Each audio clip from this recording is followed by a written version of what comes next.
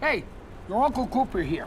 Once upon a time, there was a girl named Goldie, my niece, your cousin, and Goldie didn't know which tires were right for her. The first ones were too much tire, and then the next ones were not enough tire. Anyway, long story short, Goldie found the Coopers, and they were just right. What a happy, practical ending. Go to sleep. I love you. Go with the Coopers. Cooper!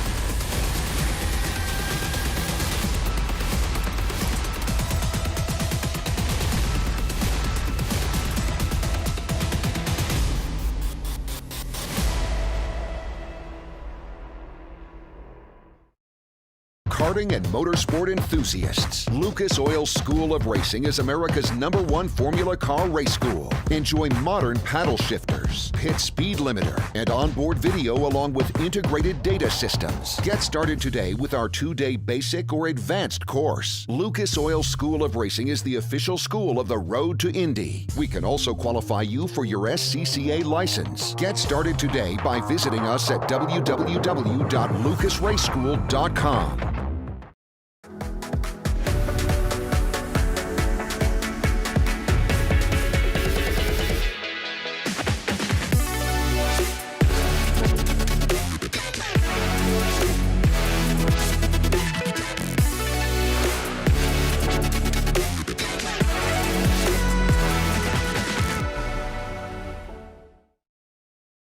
With over 40 years in business, High Tide Boat Lifts is committed to elevating your craft. Whether you own a personal watercraft or a large yacht, we can design and create the perfect lift for your needs. At High Tide Boat Lifts, we understand that you've worked hard to get to a successful place in life. We'll ensure you have a hassle-free experience, maximizing the time you spend on your boat with family and friends, and supporting your dreams out on the open water.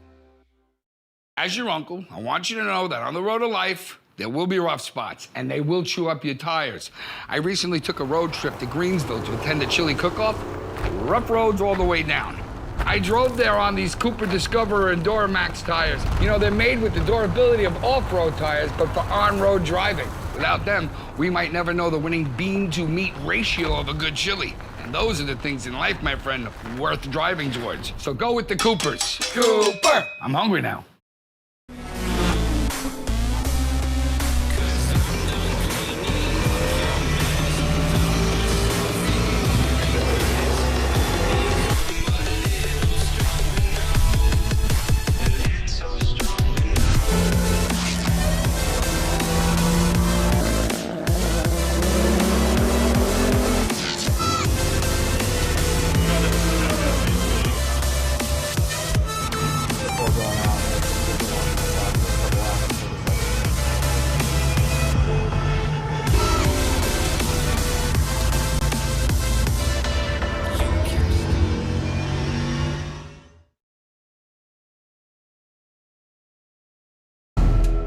Championship so close you can taste it.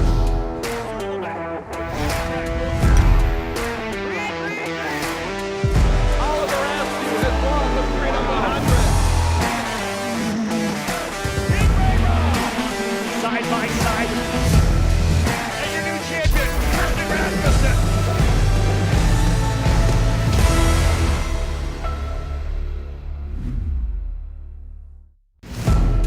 The championship so close you can taste of Mid-Ohio, race 2 of the doubleheader weekend, round number 12 of this 2021 championship. We're set to go racing. Engines will fire here in about 5 minutes for these 13 talented drivers, the future stars of the NTT IndyCar Series, to battle on this 2.5-mile road course in central Ohio. Davey Hamilton joins us, and Davey, based on yesterday's race, the question for you is, can anyone stop Kyle Kirkwood? He's got a good starting spot again today. Yeah, the only opportunity, I think, to stop Kirkwood, it seems, is if Frost, our pole sitter, could get out in front of him and have a decent pace just to hold him back. or that he has an issue, because right now, if he gets out front, he's unstoppable at this point unless a mechanical failure. And I don't see a mistake happening because he hasn't made one yet. He hasn't put a wheel wrong, this season, really. And so he's the guy. He's definitely the guy to beat. He now leads our points championship by 2. So he has a lot of enthusiasm and excitement and confidence to go forward. He also hasn't put a wheel wrong at Mid-Ohio seemingly ever, as he picked up his 10th straight win at this racetrack, obviously in various other forms of motorsports. Kyle Kirkwood has a good feel for this racetrack. Yesterday, after he picked up that race win, Rob Howden, our pit reporter, talked with him in victory lane. A victorious Kyle Kirkwood for the 5th time this season. Probably 26 times over the career here I've had a chance to talk to this guy in victory lane, because he is the all-time winner. 4 wins in the last 5 races. Danny Anderson and Chris Pantani from Cooper Tire coming in. Kyle, this feels to me like one of those streaks you did in USF 2000 Indy Pro, where you start getting some rolling, getting some momentum going, and start winning a lot of races. Yeah, I really feel like this should be our 5th win in a row. We had that mechanical in the last race of Road America when we felt like we should have won. So to get this one here now is just, we're back on the roll. It feels really good. We knew we were going to be really good here at Mid-Ohio. Got the pole, got second next to my teammate for tomorrow in the second race. So, I mean, absolutely stoked. I couldn't be happier with this outcome. We're doing so good now. I think we took back the lead, which is really good after having that 10th place finish in that last race at Road America. So, no, it's all working out. Everything's clicking. This is a really tough racetrack. We know that. Hard to pass. Qualifying pole was really good for you. How good was the race car out there today? The race car was fantastic. I mean, second qualifying, man, the HMD cars seemed really good initially, and then it was us on the second run with second set of tires. But our race pace is phenomenal, as I think it showed there. We were able to just keep going faster and faster, and I felt like I was actually holding some back there. So feeling confident for tomorrow's race. Do you take the point lead? Do you start thinking about the championship at all? We're only at the halfway point, or is it just win, win, win? I mean, we've got some good weekends coming ahead of us. I know this weekend is obviously good for us. We've got another round here at the end of the season, which definitely does not hurt with how good we've been doing. Andretti's done good at St. Louis, Portland, and I feel like we've got the car in a really good place for Laguna. So I think we got some good weekends ahead of us, including this one. Congrats on the win. Thank you. Saturday race winner Kyle Kirkwood in victory lane with Rob Howden. You'll hear from Rob a little bit later here in the broadcast. You may very well hear from Kyle Kirkwood again in this broadcast. We'll see if it's in victory lane, if he can go back-to-back. But he was your race winner yesterday. His teammate Daniel Frost, who's our pole sitter for race number 2, picks up a podium finish, coming home in 2nd position. And then it's the 2 other championship contenders, David Malukas, who finished 3rd yesterday, the 3rd step on the podium, and Linus Lundqvist 4th. Based on their performances, that allowed Kyle Kirkwood to jump to the points lead. He enters this race with an 8-point advantage over David Malukas and just 16 over Linus Lundqvist. So again, a lot can change with now 9 races to go in this 2021 Indy Lights Championship presented by Cooper Tires. Here's a look at the starting lineup for today's 35-lap race. It is Daniel Frost and Kyle Kirkwood, the Andretti teammates, on the front row. It's the Global Racing Group HMD teammates of Linus Lundqvist and David Malukas in row number 2. A pair of Andretti teammates in row number 3. The Andretti Steinbrenner entry of Devlin DeFrancesco starts 5th. Robert McGinnis will start 6th. In the 7th spot will be Benjamin Pedersen. He'll be joined by Toby Sowery in row number 4. In row 5, Stingray Robb and Alex Peroni. In 11th, it'll be Antonio Serravalle. Nikita Lashishkin starts alongside him in the 12th position. And then in 13th, it is Christian Bogle. Engines about to fire here at Mid-Ohio. And Davey Hamilton, this one's a little interesting because unlike IndyCar, these drivers won't have that long run down to turn 4 at the start. They've got that quick bender in turn 1 when they see the green flag. What kind of challenges does that present these drivers? Well, actually, I think it's probably easier to do it in turn 1, to be honest with you. The reason IndyCar doesn't do it is because of so many cars, Nick. And now with 13 cars in today's race, they can pretty much all get on this little front straightaway for the green flag. So, and then you spread out pretty good through turn 1. I think it's easier to get through turn 1 than it is turn 4. So I think it's good for these guys. Yesterday proved to be pretty good. They all behaved. One guy slid off just so slightly, got in the dirt, but it was clean and no accident. So hopefully they can repeat that. So we're set to go racing for 35 laps. It is a 2.2-mile road course in central Ohio. 4 left-hand turns, 9 to the right. At front straightaway, 1,200 feet. The back straightaway, 3,000 feet. 2 good turn announcers out on the race course that are not only going to call today's Indy Lights race, but they'll be out there for the Honda Indy 200, the NTT IndyCar Series race later today as well. Down in the keyhole, we say good morning to Jake Query. Good morning to you, Nick. It is a great day here at Mid-Ohio. As a matter of fact, the sun is saturating this fabulous facility as the field behind the pace car works its way into, just before me, the keyhole here, getting heat in those Cooper tires. This is an area of the racetrack that essentially is a long, sweeping, right-handed turn. It is called the keyhole because that's exactly what it looks like. There is a bit of an elevation change down towards the bottom of it. So if you go in with a little bit too much power, you have to all of a sudden get on the brakes, or else you might lose yourself into what they call the kitty litter, the sand trap area here. But it is a tricky area of the racetrack, and it is the area where yesterday Kyle Kirkwood was able to get himself and secure himself that lead by the time they came through off of turn number 1. He now, of course, sits behind the pole sitter, and that is Daniel Frost, who works his tires as they work their way out of the keyhole. When they do so, they will come into the view of Michael Young. Good morning, Jake Query. Good morning, race fans. I am indeed in the section of the course that they call Madness. Back in the day when the Truman family first built this course, it's the beginning of the S's as the pace car and the field start to make their way through this portion. We'll start with turn 4. It is a right-hander, about 110 degrees. Then they'll climb up about 20 feet and enter turn number 5. Very tricky portion of this course. If you get on the throttle early, you can have the back end step out on the car and you can lose some positions, but an opportunity to certainly pass down in here in this turn 4, turn 5 complex. They'll then go back down the hill of the back end of turn number 5 and then enter a right-hander 90-degree turn, which is turn number 6, and then they'll climb the hill underneath the Honda bridge into the rest of the S's into turn 7, 8, and 9. China Beach is here as well. It's a big sand trap in case drivers go off to driver's left. I sit driver's left at the entrance to turn number 4, but Nick, a beautiful day, of course, here at the Mid-Ohio Sports Car course. The fans are ready to go. They blanket the side of the hill and get ready for another good Indy Lights race. Yep, it's an awesome view down there in turns 4 and 5, where Michael will be joined throughout the day. Growing, more and more fans showing up, camping out, ready to go racing here at Mid-Ohio. Let's welcome in our 2 pit reporters. You heard from him in yesterday's interview with the race winner Kyle Kirkwood. Rob Howden, you've got an up look at the conditions for this race today. Yeah, as the guys set out in the corners, it's absolutely perfect. A beautiful day, blue skies, just a little bit of cloud cover. That's about it. Temperature-wise, it's going to be a warm day. We're thinking high 80s, potentially 90 degrees here today, but only 72 degrees here right now, ambient trackside. So pretty comfortable on pit lane. 84 degree the track temperature, so it should be a good day for these drivers. Not too bad for the engineers. Not like it was a big swing of temperature from yesterday, so not having to make that many changes to deal with the track itself. Otherwise, looking at the event itself, Kyle Kirkwood, like we said, folks, is looking ready to take a good run at stretching that championship lead. Andretti Autosport has been very good here, so you got to look at what HMD Motorsports can do. They've been very strong over the start of the season. Wins for David Malukas and Linus Lundqvist. They'll have to step things up here to try to stop this Kyle Kirkwood charge. One thing I did pick up on a quick pit block, one driver with fresh tires, that is Benjamin Peterson for HMD Motorsports, the Global Racing Group. Fresh Coopers for him, holding one more set. That could be an advantage before we get to the end of the race.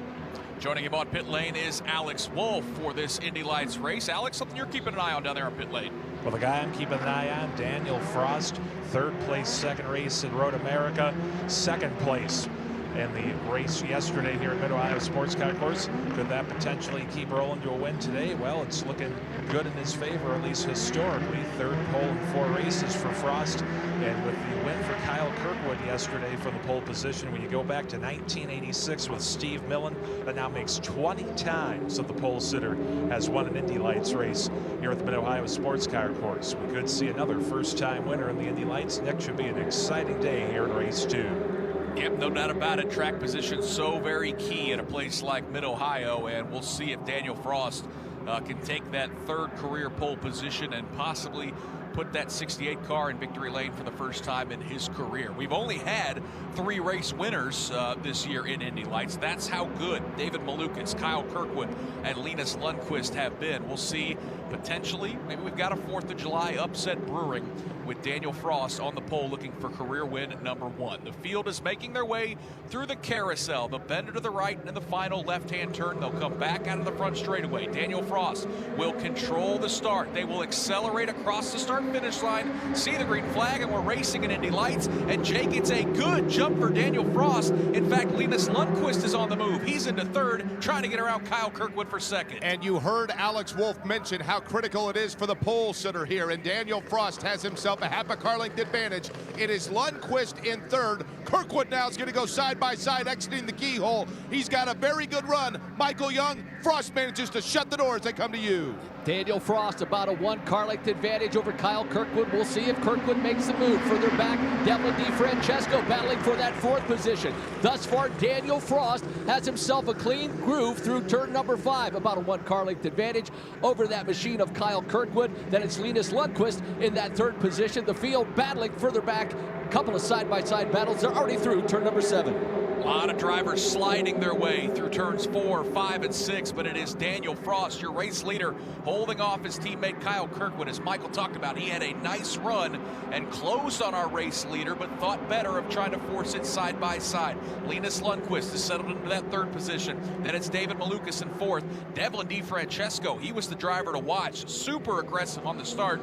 He settled into the 5th position. He has lost the back of Malukas's car, and he's about 4 or 5 car lengths back. Meanwhile, leader Daniel Frost completes lap number 1, and he roars out of turn 1. You're correct in the fact, Nick, that the front 4 really have separated themselves from Devlin DiFrancesco. It's Frost the leader, followed by Kirkwood. Then it's Lundqvist and Malukas. They are evenly spaced 1 through 4. Kirkwood this time by, not able to get the straight line speed exiting the keyhole as he did on lap number 1. Kyle Kirkwood pops to the outside of Daniel Frost. They're side by side, and a great pass by Kyle Kirkwood as he enters turn number 4. Back end steps out of that car, but Kyle Kirkwood able to keep control of it. Already through turn number 5. Kyle Kirkwood, guys, already checking out 3 car length advantage over Daniel Frost. Kyle Kirkwood on the charge again.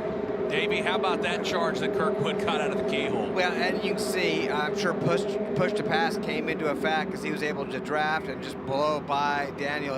No way to defend when somebody's on push to pass on these long straightaways. Now, the whole question is, does Daniel, can he get close enough to make that same move back? As of right now, doesn't look like it, since he has a 1-second lead already. That's Kirkwood over Frost.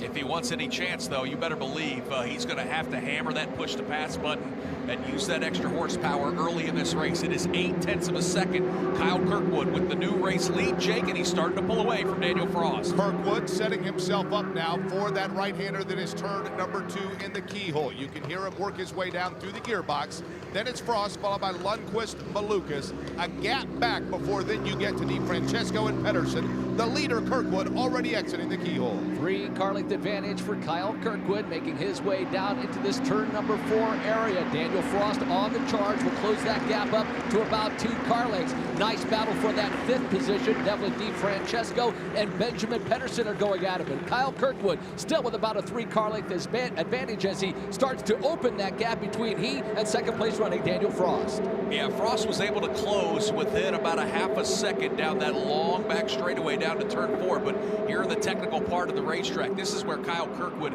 has been so good all weekend long, and he's already starting to open it up. Right now on the stopwatch, it's up to 0.9 of a second. It is Kyle Kirkwood, your race leader here, about to complete lap number 3. Daniel Frost, your pole sitter, has been kicked back to the 2nd spot. About 0.8 of a second behind him is Linus Lundqvist. David Malukas runs in 4th, and then that battle Michael talked about, Devlin DiFrancesco in 5th, Benjamin Pedersen in 6th. Up front, though, Kyle Kirkwood heading back to the keyhole here on lap number 3. That battle for 5th is the one that is intriguing. Devlin DiFrancesco right now in the 5th position, but Pedersen is right there behind him.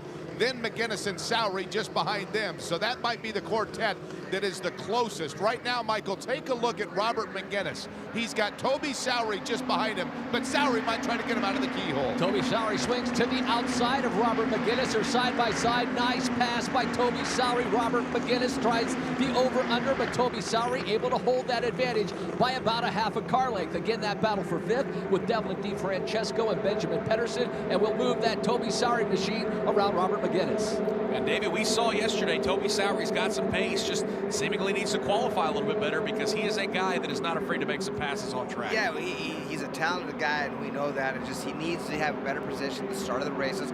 Obviously, right there, he made a great pass down that straightaway. McGinnis, I'm sure, pushed the pass, came into play, which is great for these cars. You got to remember, the guy in front has no way of defending. I mean, other than just flat out blocking. But when you see a guy, it's really, you know, you're helpless, so to speak. But now, if he may be able to do the same return if Sowery doesn't pull too far ahead.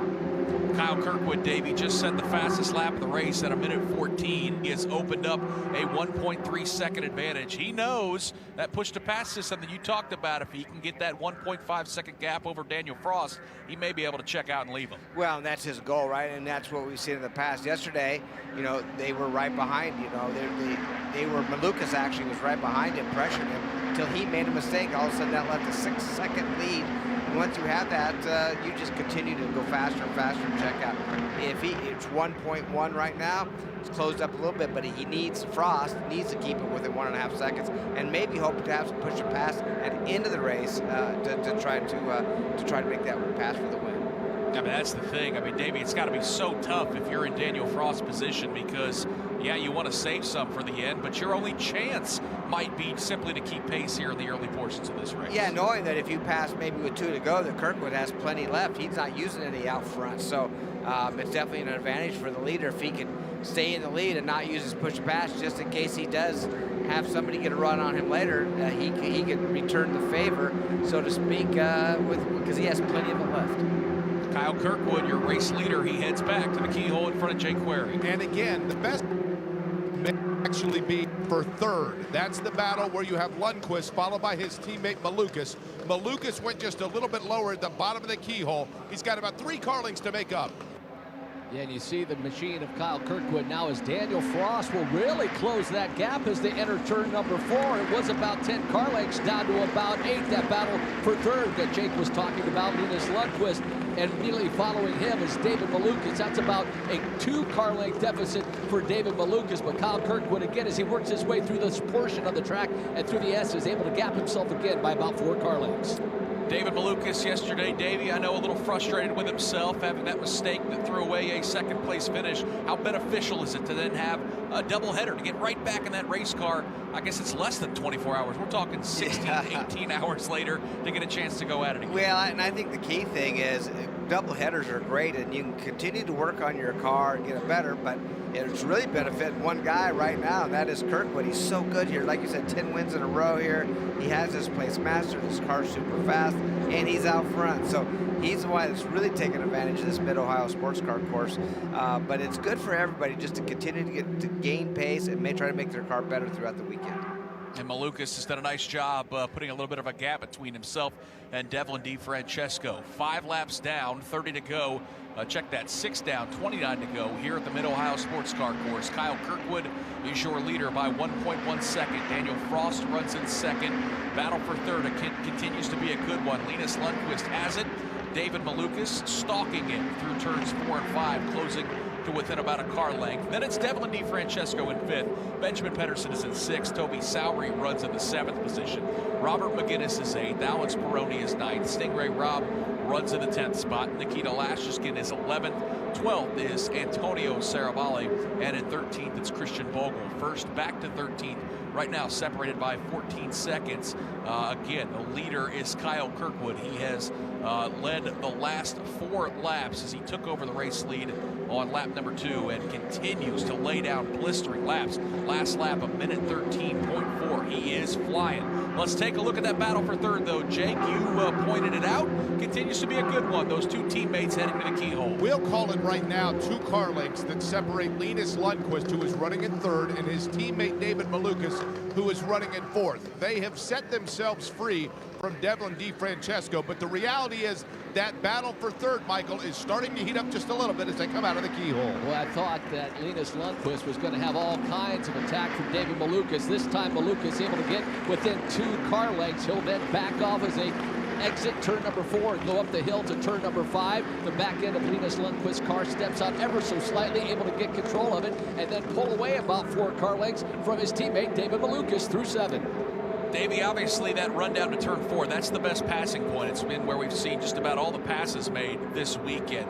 The rest of this course, how tough do you think it must be for David Malukas to stay on those tire tracks around this rhythm section of the racetrack, turns 7, 8, and on? Yeah, you're right. That is the best passing point, is coming off of turn 2 through the kink of 3 and into 4, without a doubt. But through these rolling areas, through Thunder Valley and the carousel, you need to stay close to them. So when you get to turn 2 and to come off that, you are close enough to maybe catch that draft, and obviously the push to pass could help a lot. So that is a passing, and throughout the weekend that has been the passing zone. No real passes anywhere else at this point.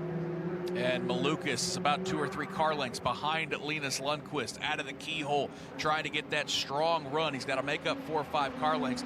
Tell you what, behind them though, Michael, 5th, 6th, and 7th, pretty good with Devlin DiFrancesco hauling a train. And Devlin has Benjamin Pedersen right behind him, then Toby Sowery, who, after getting around Robert McGinnis, has been able to gap McGinnis by about 8 car lengths. DiFrancesco, again, the battle for 5th. Pedersen falls back about 3 car lengths as they work their way now through turn number 6. It's Devlin DiFrancesco about 3 car lengths in front of Pedersen. And of course, DiFrancesco in that bright yellow power tap Dallara. You can see that thing from you can see it from the scoring pylon. You might be able to see it from space. It's such a bright race car on his way through Thunder Valley, right now in the 5th position. Another one of our rookie drivers looking for that first win of his career. He's been knocking on the door, recording some top 5 finishes, but right now, as Michael talked about, trying to hold off Benjamin Pedersen. And then Toby Sowery right behind him in the 7th position. He's been charging. Kind of a 3-car battle, Jake, for the final spot in the top 5. Devlin DiFrancesco leads him out of turn number 1. And they start to separate. I'm talking about DiFrancesco and as well Pedersen from Sowery just a little bit. But at the bottom of the keyhole, Sowery's able to make up a little bit of ground. As a matter of fact, Pedersen got just a little bit loose, but Sowery went wide as they exited the keyhole, and that means there's about a 4-car length gap between the two of them. Well, I'm not sure if that was Nikita Losterkin, but somebody went through the gravel and the sand trap at the exit of turn number 1. In any case, back to that 5th place battle. It's Devlin DiFrancesco and Benjamin Pedersen. This time through, Devlin DiFrancesco really doing a nice job through this madness portion of the course, able to gap himself now 4 car lengths over Pedersen. Yeah, there was a bit of a sandstorm down there in turn number 1. Davey Christian Bogle going for quite a ride into the runoff area in turn 1. That we've seen people go off there often, and oh, it's going to be a full course yellow because he did get stopped, but fortunately that gravel trap somewhat slowed him down as he bounced through that. Seems to be okay, but now what a great opportunity for this field to bunch up to see if anybody could do anything with Kirkwood. Yep, so a full course yellow coming out for Christian Bogle again as he went blasting through the sand in turn number 1. Comes to a stop. Those Cooper tires have been abused, and I'm sure that young man is just composing himself. Doesn't look like a ton of damage to that race car, but certainly is going to need to be refired and recaptured there by the AMR IndyCar safety crew. Puts us under a full course yellow. 10 laps complete, 25 to go. Your race leader is Kyle Kirkwood. Let's go back to pit lane and check in with Rob Hout. I'm actually standing by, Nick, with a couple of drivers. We'll bring them both in here. Probably the tallest interviews I've ever had to deal with. I've got the 2 winners from Indy Pro 2000 and USF 2000. Nick, my IndyCar radio network, Mike hardly reaches high enough to get to these guys. They're both 6'4". We'll start with Hunter Mcelray for Pabst Racing. Hunter, a big win for you today in the Indy Pro race number 2. You've had a rough stretch. Road America 2 weeks ago, obviously the spiritual home of Pabst Racing. You guys didn't have what you wanted there. But man, turning it around, this team didn't quit. They didn't quit believing in you. That's got to put so much more on this particular win.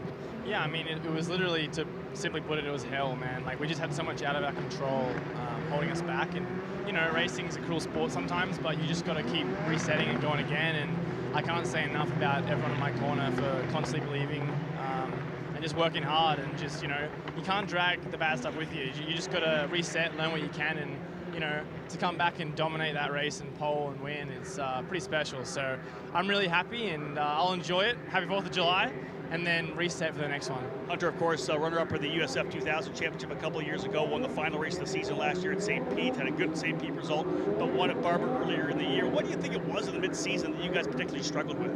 Honestly, I could write a book on it. I mean, I had a tear-off stuck in my engine or in the airbox at leading the race, which cost me straight line speed, and the list goes on of just all this crazy stuff out of my control. But like I said, racing sometimes stuff out of your control is pretty cruel. But you know, days like today make up for it. So the main thing I'm happy about is that we bounced back, and, you know, we're back winning races, which is what you need to be doing, and, you know, a huge chunk of points gained this weekend. So just going to keep this rolling to the rest of the year, and I think we should end out pretty strong. Congrats on a great day today.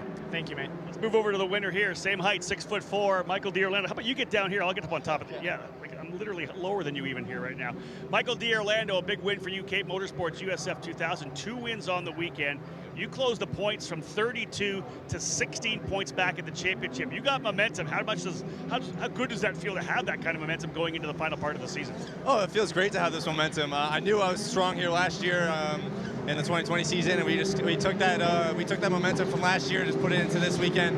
And oh yeah, what a weekend! I mean, obviously it was not without its hard points. I got second in race 2 yesterday, but just going out there and putting some good moves in and some consistent times out, and pulling off that win for both race 1 and 3 definitely really puts me in a good spot for this championship. You know, we talk about the road need about development, right? Driver development, working your way from USF 2000 to Indy Pro to Indy Lights. Your second year in USF 2000, you got a win last year, but how much different are you as a driver, prepared mentally, physically, coming into your second year?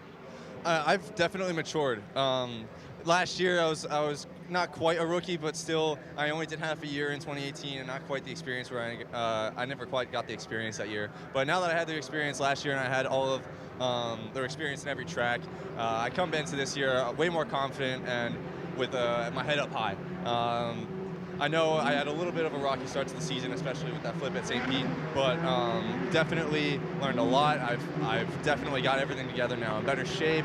I'm mentally feeling stronger and happier, and now that I'm out front, it's just got to keep that momentum. Talking with Michael D'Orlando, winner from the USF 2000 race today for Cape Motorsports. Let's speak about Cape. Obviously the juggernaut team, 8 championships. A bit of a lull the last couple of years, but you guys are coming on midway through the season. 5 races to go. It seems like you guys are gelling. Yeah, I know Cape's got this, and this is our comeback year. We didn't quite get it last year. I think Reese Gold pulled off that 3rd in the championship, but that's not what we needed. We needed a win. We need a win this year, and you know, I would be glad to be that guy. I know Cape's working hard. I'm working hard, and I know we can get that this week. Michael, congratulations. Thank you. Michael D'Orlando, following in the footsteps of guys like Kyle Kirkwood and Oliver Askew, winning for Cape Motorsports. Nick Yeoman, this is the guy that this whole crew at IndyCar Radio could be talking about in Indy Lights in a couple of years. Rob, we'll get you a footstool down there if you want. I mean, folks don't realize you're only 4'6", right? Maybe not. There, he told you.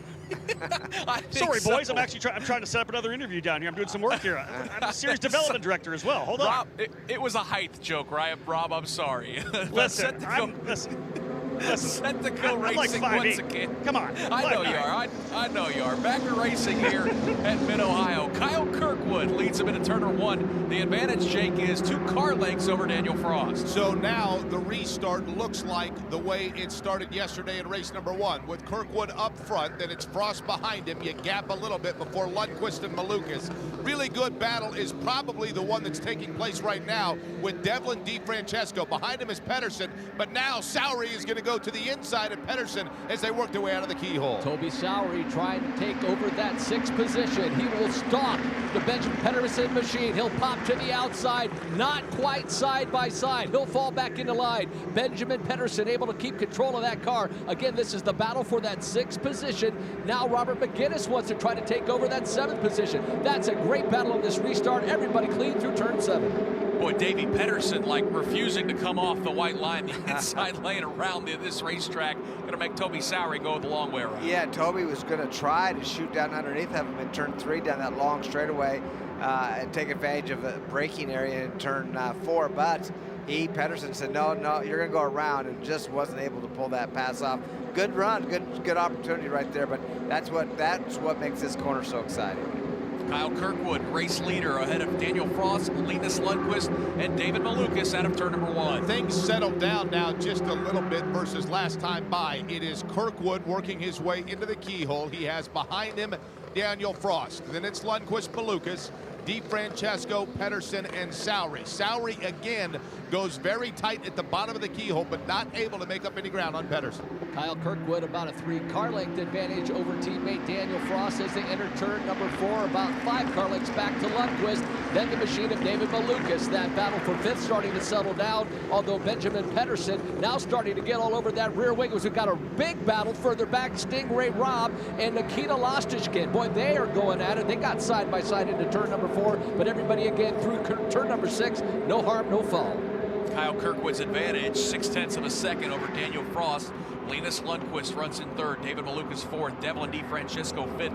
But as Michael pointed out, DeFrancesco has got his hands full. Benjamin Pedersen chasing him through Thunder Valley. They're separated by just a couple car lengths. Then it's Toby Sowry.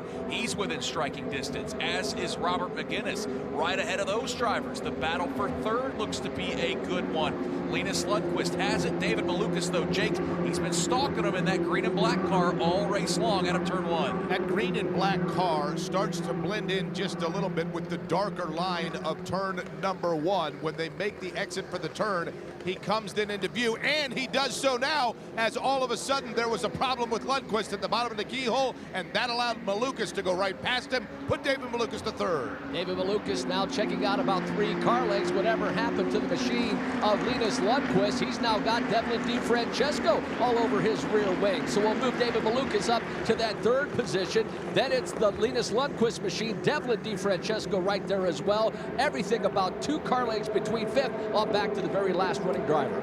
Yeah, not sure if it was a mistake from Lundqvist or maybe just a strong move by Malukas, but regardless, the Swedish driver, Linus Lundqvist, got to regather it back up because Devlin DeFrancesco is right there, Davey, about 2 or 3 car lengths behind as they roar through the Thunder Valley portion of the race. Yeah, he wants to strike. He's had pace, just hasn't been able to put that car up front where some of his teammates are, but right now he's definitely putting the pressure on Lundqvist. Lundqvist falls from 3rd to 4th, and now he may go back farther. Another interesting factor, I know we have a lot of rookies in this field, but the top 6, there's only 1 veteran out of the top 6 runners right now, and that's pretty impressive. Yep, very interesting. A lot of young talent in this series. One of those drivers that is a rookie that brought out the full course caution is now 2 laps down, Christian Bogle. Alex Wolf, he made a trip to pit lane in front of your view, correct? That's right. He came into the intentionally Carlin Racing team. They jacked the car up, took a look at the under tray of the car, the suspension. The most important thing they did was made sure that the air intakes on the side pods cleared out of any gravel from that off-course excursion. Gave a good once-over, gave him the okay. In fact, kept the same set of Cooper tires on, like you said, 2 laps down, but back into the fray. Davey just saw a replay of how Linus Lundqvist got around David Malukas there in the keyhole. What exactly happened there, you think? Well, I think just overdriving maybe a little bit and putting pressure on the guy in front of you, and that's what it's about. Just try to pressure, and try to put them into a mistake. And one thing we've got to remember, the later the race goes on, the more the tires wear down, there's just going to be less grip. Your car's lighter because of fuel load, but more importantly, where you can really make mistakes and your car loses grip is tire wear. Really good battle for 5th shaping up. Devlin DeFrancesco leads Benjamin Pedersen and Toby Sowry down to the keyhole, Jake. And Sowry started to take a look to see if maybe he could sneak inside of Pedersen. Pedersen's bigger issue is worrying. It was about DeFrancesco, but DeFrancesco's gotten away from him just a little bit. Now Sowry is right on the rear wing. That's Pedersen's bigger concern. We'll see if Toby Sowry can make another run at Benjamin Pedersen. That will be the battle for that 6th position, but this time by, Pedersen may have been on that push to pass because he will close in on that rear wing of Devlin DeFrancesco. That bright highlighter, number 17, as he makes his way through turn number 6. DeFrancesco, Pedersen, the battle for 5th, about 2 car lengths. Davey, how challenging is that for a race car driver when you know you're fast and you want to attack the guy behind you or in front of you, but you also have to worry about someone behind you? I mean, that's got to be a pretty tense situation when you're sandwiched in between. Yeah, it for sure is, because you sometimes have to take big risks to make that pass, and sometimes it doesn't work. And if it doesn't work, the guy behind you can strike it. Now, if they're both doing it in the straightaway, they both have push to passes. So that's the car behind the one they're trying to pass, and the one behind him. So that can make it interesting too when you have 2 cars behind you super fast and the guy in the middle trying to defend as well. So that's what keeps it exciting. That's why push to pass has been introduced into the Indy Lights Series. I think it's good. to have it because it keeps guys close, except for Kirkwood. Now he's got a 2.1 second lead. Now Frost is out of range. He's not allowed to, or the push pass will not work that far back. And Michael, Frost may have his hands full here in a few laps. Yeah, it's slowly but surely David Malukas, and I'm guessing has been using that push to pass as well. It's been impressive. David Malukas, once he got around the Linus Lundqvist machine, has been able to close that gap between he and Daniel Frost. It was at once about 15 car lengths, got it down to about 10 car lengths. Slowly but surely, Malukas starting to carve into that second place lead that the machine of Pedersen, Nick, I've forgotten who was in second place. That's how long I've been Daniel, that would be Daniel Frost. Daniel Frost. Thank you, sir. Yeah, it happens to me too. These lights drivers roaring around this Mid-Ohio sports car course. Daniel Frost, 2.2 seconds behind the race leader, Kyle Kirkwood. But it is David Malukas who's starting to track him down and maybe doing a little damage control on his weekend. Out of turn number 1, Kyle Kirkwood, his advantage 2.2 seconds. Jake, let's take a look at David Malukas and his charge trying to get to that second spot. Kind of what you guys were talking about, in the fact that Malukas is trying to close in on Frost, but he can't completely forget about the fact that Lundqvist, who had that bobble at the exit of the keyhole a few laps ago, is behind him, because they're pretty evenly spaced right now, Michael.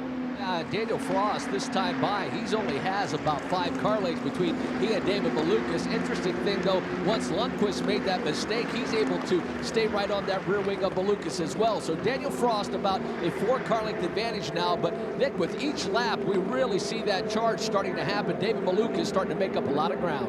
Yeah, and again, he is within 1.5 seconds. The gap right now, 0.8 of a second, so he can use that extra horsepower and keep pace.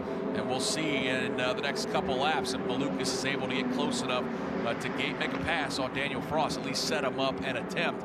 Because, Davey, let's be honest, I mean, David Malukas has got to do a little damage control because Kyle Kirkwood's having a dream weekend here in Mid-Ohio. Oh, my goodness. I mean, dream weekends. I mean, it seems like every weekend he comes for years. He's the guy to beat, and he's doing it again. Didn't get the lead of this race right off the bat, but by the time lap 2 is complete, he finds himself in that lead and just dominated from here. As you said, 2.7 second lead now over Frost, but Frost has company. Malukas is slowly gaining on him, and he does have that push to pass. Unfortunately, we don't know. The guess for us is how much does he have left? Yeah, there's no doubt, because these guys have to lean on it on these straightaways. A lot of times just to keep pace with someone as fast as Kyle Kirkwood and some of those drivers running in podium position. As they run right now, Kyle Kirkwood, your points leader, would extend his margin to 11 points over David Malukas and now 25 over Linus Lundqvist. So that's how good the weekend has been for that young driver from Jupiter, Florida. Picked up his 5th win of the season yesterday in dominant fashion. The winning margin was 6.8 seconds, but folks, in the closing laps, he was backing it up a little bit. That lead had grown to 8 or 9 seconds. That's how good Kyle Kirkwood has been this weekend, and historically how good he has been at Mid-Ohio. He'll roar across the start-finish line to complete lap number 20. 15 to go here at Mid-Ohio. Kirkwood leads Daniel Frost by 2.8 seconds, then another second back to David Malukas, who runs in 3rd, trying to track down Daniel Frost. Not close enough at the moment to necessarily call that a race, but he is within striking distance. Then Linus Lundqvist runs in the 4th spot. He's got a 1.7 second advantage over Devlin DiFrancesco, who's in 5th. Then it's Benjamin Pedersen and Toby Sowery. They're nose to tail.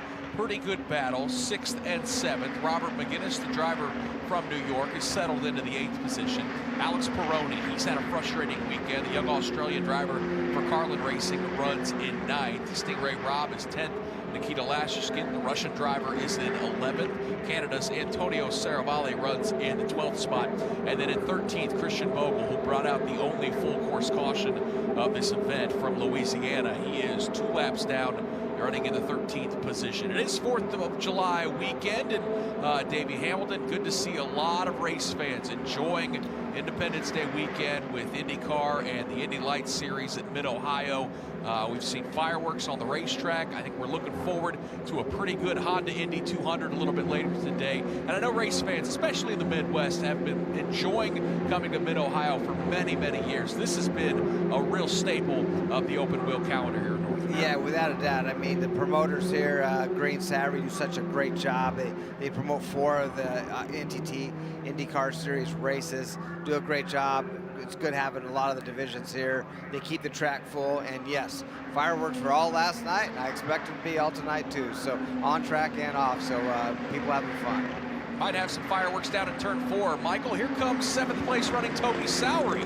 Yeah, he wants that 6th position away from Benjamin Pedersen. Pedersen about a car length advantage. He'll take it right to the inside of turn number 5. Pedersen now will gap himself about 3 car lengths from that Toby Sowery machine. I think Toby just kind of biding his time right now. He's had several attempts to get around Benjamin Pedersen, and again, as this race starts to wane, I think he'll have an opportunity to get around Pedersen, maybe with 5 to go.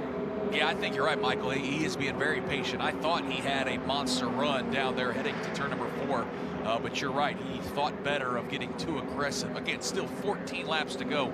Plenty of time to make passes here in this Indy Lights event. Let's go back to pit lane and Rob Howard. Indeed, Nick. This track, Mid-Ohio Sports Car Course, very special to us here at the Road to Indy. Of course, our big partner, Cooper Tires, kind of the spiritual home of Cooper Tires. Standing by with Chris Pantani, Director of Motorsports Marketing. Chris, you guys are nearby Findlay, Ohio. There are Cooper Tire logos all over this. You're the official tire of Mid-Ohio. You've also got a brand new pavilion over in turn number 1. This really is a place that you guys get to activate from. It's really a special place down here. It's about 70 miles from our corporate headquarters. We took the contract over a few years ago. We've branded everything from the buildings, the signs, the flags, as well as the employees here. Every employee has a new Cooper Tire Mid-Ohio hat, as well as the year that they're working on. Let's move over here a little bit. TV's got to get another interview once you now come to the side. Listen, here's the one thing I want to talk a little about Cooper Tires too. You've seen all these drivers come through the ranks, right? You've been watching closely. You're at all the races. So let's talk about Kyle Kirkwood. I always want to get people's input on Kyle Kirkwood. What are your thoughts on what he's been able to do? Obviously a champion for us in USF 2000 Indy Pro. Looks like he's coming on stronger. He could be our next driver in IndyCar. I really think so. Kyle's a special driver. From the time he was at the Team USA scholarship program, he throws and comes to USF right away. And he didn't with Oliver Askew. Took it a year off, doing some other type of racing we don't want to speak of, but outside of that, came back in, won the championship. Followed up with Indy Pro 2000, won the championship. Late comer this year so far, but we've seen the likes of him. He's one of those special breeds of drivers like a Spencer Pig and a Rafa Matos. Those guys came through the program. Kyle's another one that's going to set his mark here with the Road to Indy and be highly successful going forward. I know you guys work pretty closely, obviously, with all the drivers through our Cooper Tire hashtag program, just a lot of the media we do, some of the marketing dinners we do as well. Kyle's a kid that had some issues at the very start of both series. He didn't have a great start to the season in USF 2000. Had some issues as well at Indy Pro. Same this year. It feels like we're just pressing the reset button, the replay button, and doing it all over again. It really is. And when you look at him, he's the overall championship winner of all the races within the Road to Indy. But it's calm, cool, collective. You know what had to be done. He gets down, he makes it work every single time. Same thing in Indy Pro 2000. We didn't know what was going to happen the first couple races. He came back, won the championship there. I think we're looking at the championship driver this year again. I think it's tough to beat right now. He's on a roll. He knows what has to be done, and he's going to do it. Chris, thanks for the time. Thanks, Rob. That's Chris Pantani, Director of Motorsports Marketing for Cooper Tires. And I understand we had a little bit of action, Nick Yeoman, on the racetrack while we were on that interview. Yeah, appreciate that, Rob. Chris and the folks at Cooper Tires do a fantastic job. Always good to see them here at the race weekend, and they continue to provide a great tire for all these drivers up and down the road to Indy. You mentioned it, though. We've been watching that battle, Toby Sowery and Benjamin Pedersen. And, Michael, it looked like Toby Sowery finally got tired of being patient down there in turn 4. Yeah, Pedersen did what he did, about 10 laps ago. He was holding that line to the inside and forced Toby Sowery to go around the outside. But that time, Toby Sowery had a great run, no doubt, on that push to pass. And he was able to clear the Benjamin Pedersen machine and take over that 6th position about 200 feet before turn number 4. Now, Toby Sowery, as he enters turn number 4, able to start closing that gap between he and 5th place running Devlin DiFrancesco. DiFrancesco had a nice and comfortable 5th place advantage, about 15 to 20 car lengths, but Toby Sowery already starting to close that gap. Davey, that was kind of an illustration. You can protect all you want, but ultimately pace and speed is going to win out at portions of this racetrack. Yeah, and knowing what he was going to do, because he's tried it a few times, he knew for sure that Pedersen was going to go through turn 3, stay to that inside and make him go around. Well, he was prepared for it, shot out there like a bullet, and had a full car length on him by the time they got to turn 4. 25 laps down, 10 to go here at Mid-Ohio. Kyle Kirkwood, your race leader. Jake, that battle for second, has Daniel Frost been able to hold off Malukas here? He has. I think at this point, Malukas' bigger concern might be Lundqvist trying to get that spot back. That, of course, he was able to pass him in this area of the racetrack. But when they exit the keyhole, Michael, that's where there's some straight line speed, and that allows us to find out that, in fact, that 2, 3, 4 is pretty evenly spaced by the time they get out of this area. It certainly is, and don't forget, Daniel Frost teammates with Kyle Kirkwood, a good cushion for his teammate, trying to gap that points lead that he has already established. With Daniel Frost already through turn number 7, and then right behind him, it was a David Malukas machine, and Linus Lundqvist about 5 car lengths behind him.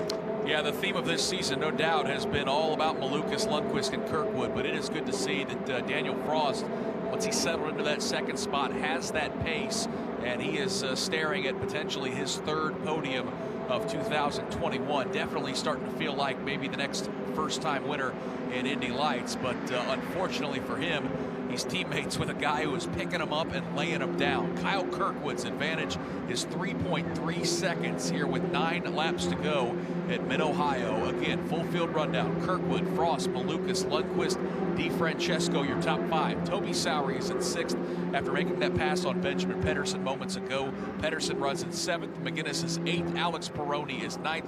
Stingray Robb is 10th. Nikita Lashishkin is 11th. Antonio Saravalli 12th. Christian Bogle is 13th. Well, this, of course, the Indy Lights series, Cooper Tires Indy Lights Grand Prix of Mid-Ohio. The undercard for the big show a little bit later today, the NTT IndyCar Series Honda Indy 200.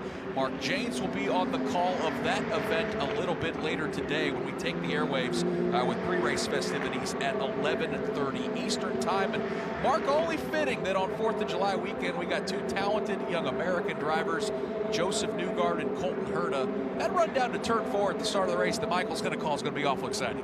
It's a dated cliche, most assuredly, but it's deja vu all over again with Joseph Newgarden and Colton Herta starting on the front row for today's race. I think Colton, for one, in his post-race news conference yesterday said, yeah, I'm getting a little tired of this. I'd like to be just a little bit faster. But, yeah, there's no question because of the way the NTT IndyCar Series race starts, that drama always unfolds. So we expect Michael Young to be plenty busy for sure. An impressive run for Marcus Ericsson. He'll roll off 3rd. That's his best start ever in the NTT IndyCar Series. Your points leader, Alex Palou, he'll roll off in 7th place. But as we'll discuss with our driver analyst, Davey Hamilton, in the pre-race, somebody going to gamble and try to do it on 3 stops to improve track position and hope for the best. Doing so, though, Nick, is quite a gamble because, as we have seen over the course of the weekend, both in this series and the NTT IndyCar Series, the runoff areas here are very forgiving, and they don't always lead to a caution flag. One of the Indy Lights graduates, there's a bunch of them in this IndyCar field, is Pato O'Ward, 2-time winner so far this season, is a championship contender. Boy, he's got his work cut out for him today, starting in the 20th position. Yeah, I mean, he's one of those guys we talked about that might have to get creative with the fuel strategy and the pit stop strategy and maybe have to go to 3 stops and hope to improve his track position. We do know this. The jaw was firmly locked. That was a Pato O'Ward that we heard from yesterday that we don't often hear from. I mean, he is, I think, determined. He'll feel pretty good about his race car, I'm sure, when he climbs in the cockpit today. And if nothing else, he will provide plenty of entertainment from the rear of the field. A lot of different winners so far this season, and some guys looking for their first win of the year up front. Obviously, Joseph Newgarden, but Will Power, Alexander Rossi with good qualifying runs. Is this the day we see another first-time winner in terms of 2021? Think about that, putting them in the category of saying, hey, we're going to see them win their first one this year. That gives you an idea of just how tight it is. And again, over the long haul, Nick, I think because of the parity that exists in terms of winners, it's not just race wins that are going to win the championship. Sure, if you win 3, 4, 5 races in this series, that's going to take care of itself. I don't think that's a given, though. So I think drivers that are clearly the most consistent in terms of podiums of top 5 that can squeeze out 2, maybe 3 wins, that will put them in the catbird seat by the time we get to Long Beach for the season finale. Newgarden and Herta in row 1, Ericsson, Power in row 2. I'd still be a little worried with Scott Dixon starting up front as much as as good as he's been at Mid-Ohio over the years. Yeah, 6 wins and 7 podiums and 11 starts, and it's just one of those places that he takes to for sure. And you know, we've seen him come from the rear of the field to get to victory lane here. So it's a place that suits his driving style. It's a place where he has a ton of confidence as if he needs it anywhere to drive. But it should be an entertaining race, and it has been throughout the course of the season. It is the Honda Indy 200 in Mid-Ohio. Mark Janes, Davey Hamilton, our entire IndyCar Radio Network crew will have the call. Again, pre-race festivities at 11:30. That's when we'll take the airwaves. And you want to be here right at the beginning of the show because we jump into driver interviews and we'll talk to a bunch of the competitors right there at the top of the show. Again, 11:30 Eastern Time across the IndyCar Radio Network, Sirius XM, tune in, lots of outlets, IndyCar, the IndyCar app, IndyCar.com, lots of options if you want to tune us in here on your 4th of July weekend. We are working lap number 29 here with the Indy Light Series presented by Cooper Tires. It is another dominant performance by Kyle Kirkwood. His car owner Michael Andretti said a couple weeks ago, yeah, he's ready for IndyCar, and he is proving it, taking over the points lead with yesterday's win, his 5th of the season. And if he can hold on here for another 5.5 laps, he may pick up win number 6. His advantage over Daniel Frost is 4.5 seconds. And Jake, that blue and silver car out of turn number 1, it looks planted and fast all afternoon here. He already worked that right-handed turn that is the sweep through the keyhole before Frost really came into view, followed by David Malukas. But the leader, and the leader big time, Michael, continues to be Kirkwood, who comes into your view. Yeah, the only thing that might stop Kyle Kirkwood, not only today, but the remainder of the season, would be a mechanical issue. He is just in a rhythm and a whole nother time zone. Now, Daniel Frost, second place runner, and David Malukas just make their way through turn number 5, running in that 4th position. Linus Lundqvist, but further back, Toby Sowery goes side by side with Devlin DiFrancesco. Both drivers touch at the exit of turn number 4. Now they're side by side again. Sowery will have the inside line. Devlin DiFrancesco will be on the outside. Now Francesco will have the advantage to the inside through turn number 7. He'll hold off that position. They are still side by side, finally working it out through turns 8 and 9. They banged wheels 2, 3, maybe 4 times, but it is Devlin DiFrancesco for now holding off that position. Davey, that was some great battling through the S's. Wow, you don't see that very often, right? I mean, it started at turn 4, went through 5, 6, 7, all the way to turn 9 before they got a nose to tail. But what a great battle, what a great effort by Sowery. But DiFrancesco, he defended. He did a great job defended. Still 4 laps to go in this race. We'll see if they try that action again.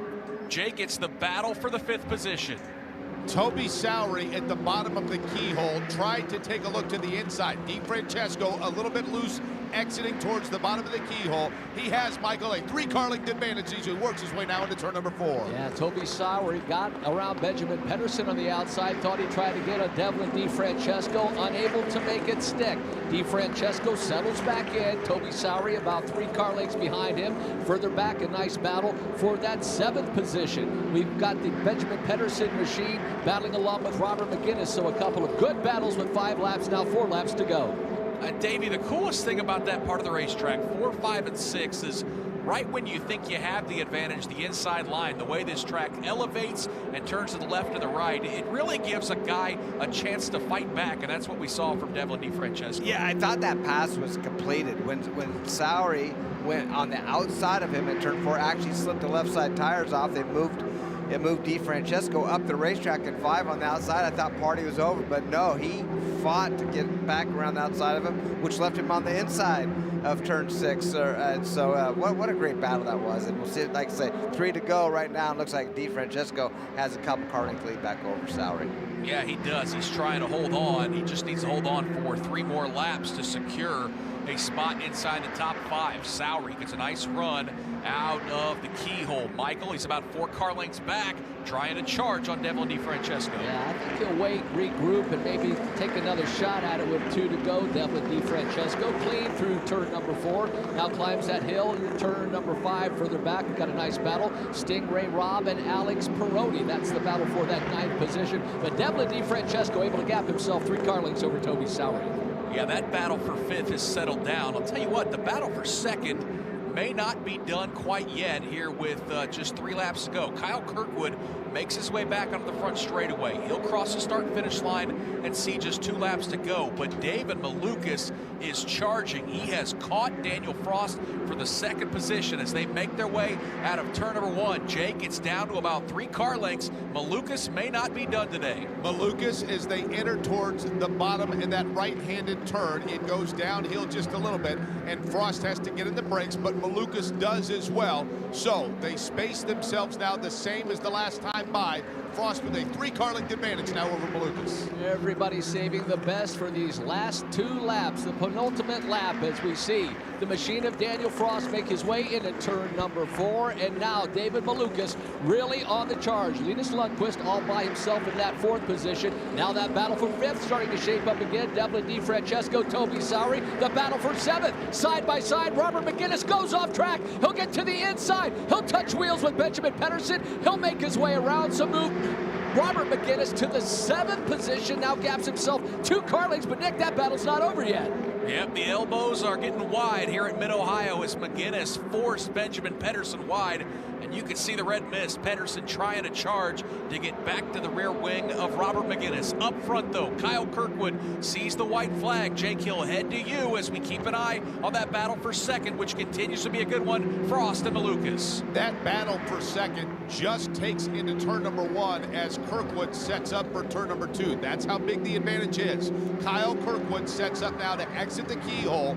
Then it's Frost with Malukas just behind him. Big gap back before you get to Lundqvist and DiFrancesco, but the leader, Michael, comes into your view. Kyle Kirkwood swept the weekend at Belle Isle, about to sweep the weekend here at Mid-Ohio. Meanwhile, that battle for 2nd place, Daniel Frost still about 3 car lengths ahead of David Malukas. Thus far, it'll look like he'll be able to hold him off. Let's look at that battle for 5th. Toby Sowery goes to the outside. Devlin DiFrancesco will defend the inside. Sowery now swings to the outside, tries to get alongside of Devlin DiFrancesco, unable to do so. Now Sowery pulls along the outside. He'll try the over-under into turn number 6. Devlin DiFrancesco holds him off, wiggles ever so slightly into 7th. A lot of tremendous battles throughout the field as Devlin DiFrancesco trying to hold on for dear life to finish in the top 5.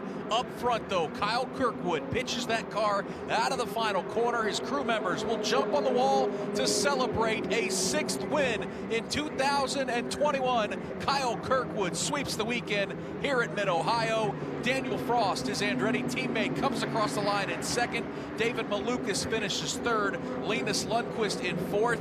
And it is Devlin DiFrancesco holding off Toby Sowery to finish out the top 5. Sowery comes home in 6th. Robert McGinnis, after throwing a couple elbows with Benjamin Pedersen, will get the better of that battle, finishing at 7th. Pedersen is relegated to 8th. Then it's Peroni, Stingray Robb, Nikita Lashlishkin, Antonio Saravalli, and Christian Bogle.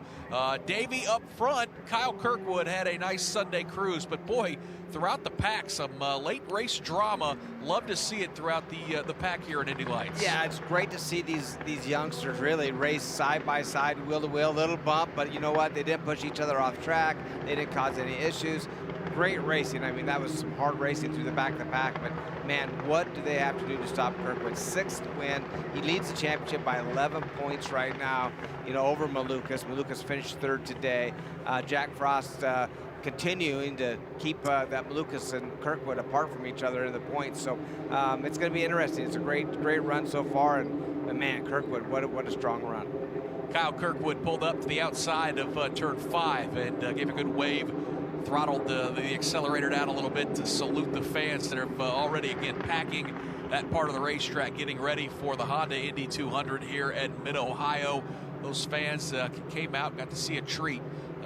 Certainly a future IndyCar talent. Kyle Kirkwood is feeling like it. There's a lot of guys in this Indy Lights paddock and series that feel like they may be destined for some IndyCar starts as well. But it is Kyle Kirkwood, your race winner here at Mid-Ohio, sweeping the weekend, and with the victory, his points margin now grows to 11, which may not seem like much, but with as tight as it's been between Malukas and Lundqvist and Kyle Kirkwood himself this season, that 11-point advantage is a strong one for our race winner in car 28 from Jupiter, Florida. Kyle Kirkwood makes that left-hand turn. He's going to take that car to victory lane. It's the Road to Indy Cooper Tires Construction Contractors Club Dallara for Andretti Autosport, where he will pop out and soon talk to Rob Howden after, again, recording his 6th win here at Mid-Ohio, and he is nearly unstoppable at this racetrack. 6th win of the season, I should say, in Indy Lights.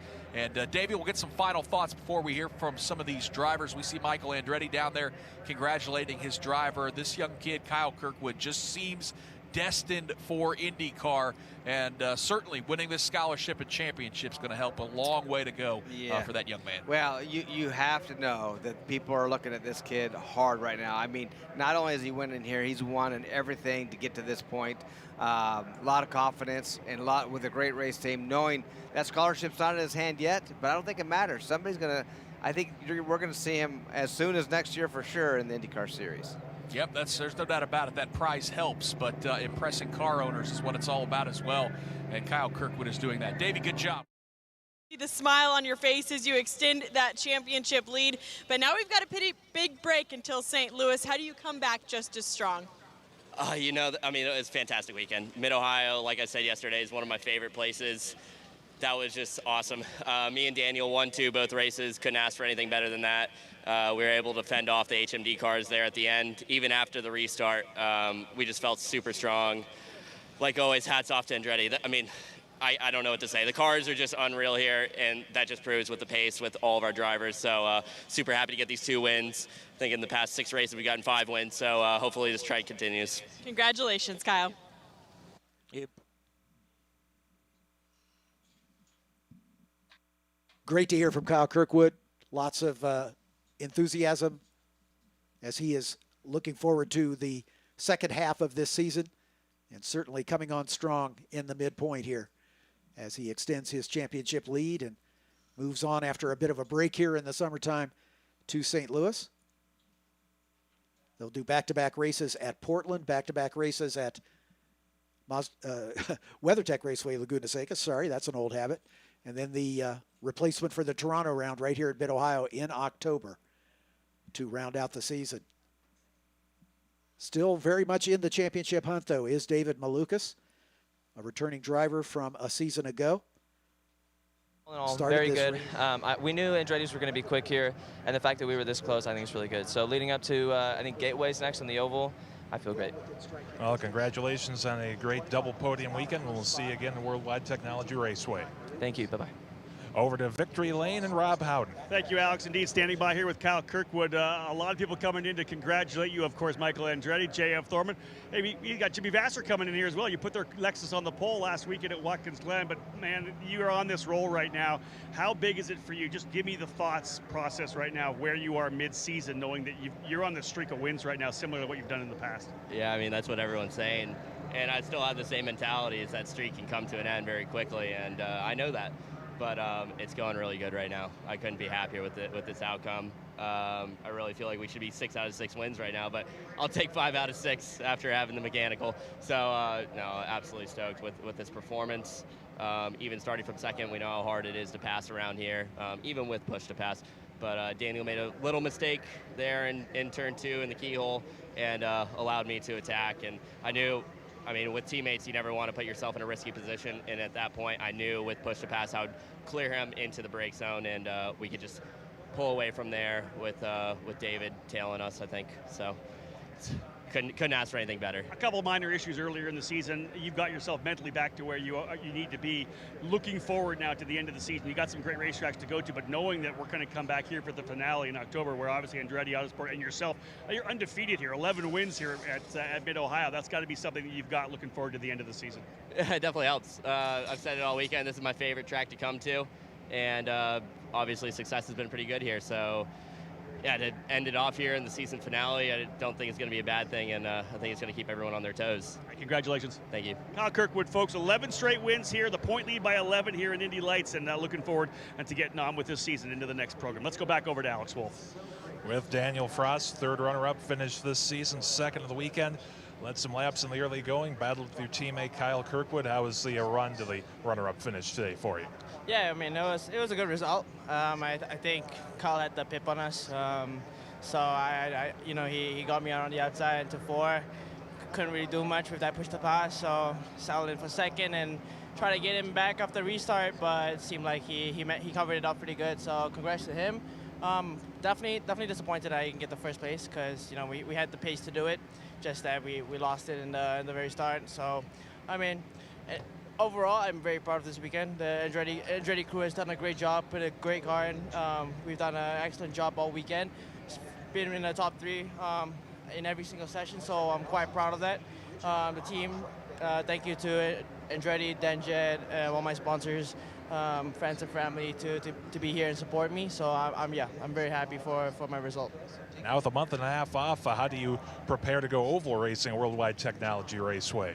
Simple, just gonna keep doing what I'm doing because it seems like what we're doing is working, and yeah, we're just gonna keep the momentum and stay like that, and I think we can be a pretty good run for the coming races.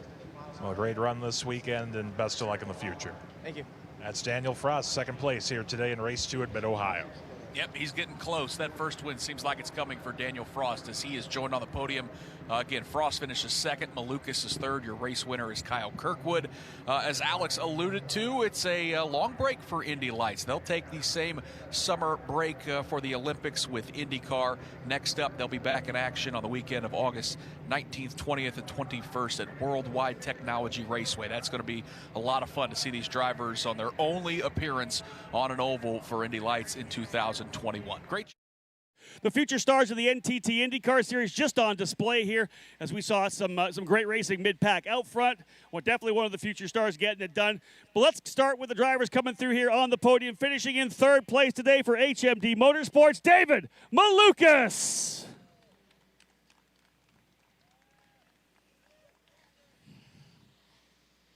Let's bring that trophy up here for David.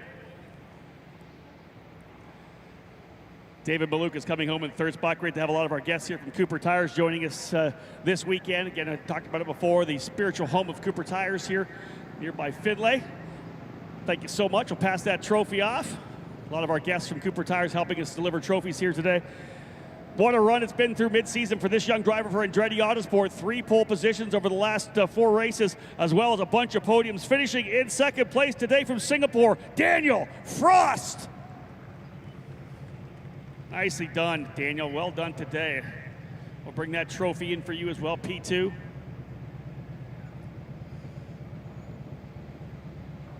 Again, Daniel posing for a shot here on Tatis Victory Lane.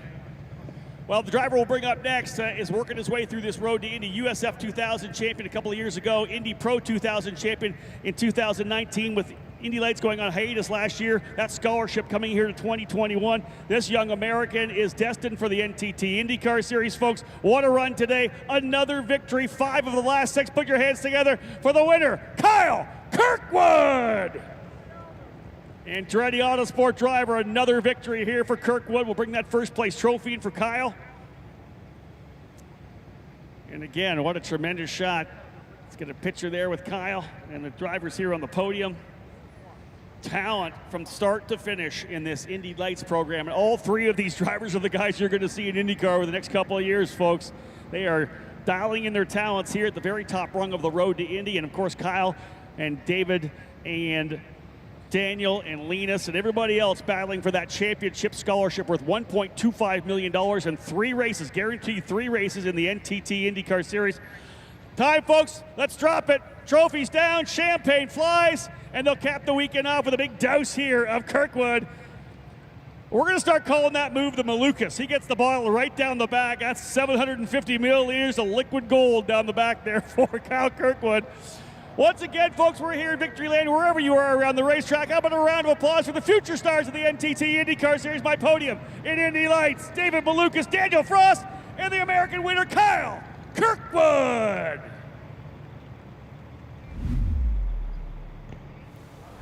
Welcome back, race fans, to the post show on Road to Indy TV Live.